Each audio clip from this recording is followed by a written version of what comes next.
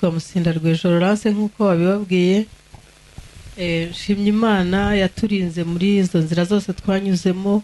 Uyu munsi hakaba hari umuntu wo kugira icyo yavugira hangaha ko Imana yarabanye natwe muri urwo rugendo muri ibyo bibazo. Iyo itaza kuhabangira ngo nta nuwo kubara inkuru waba uhari. Ndumva rero wenda ayo mateka ntakibagirane.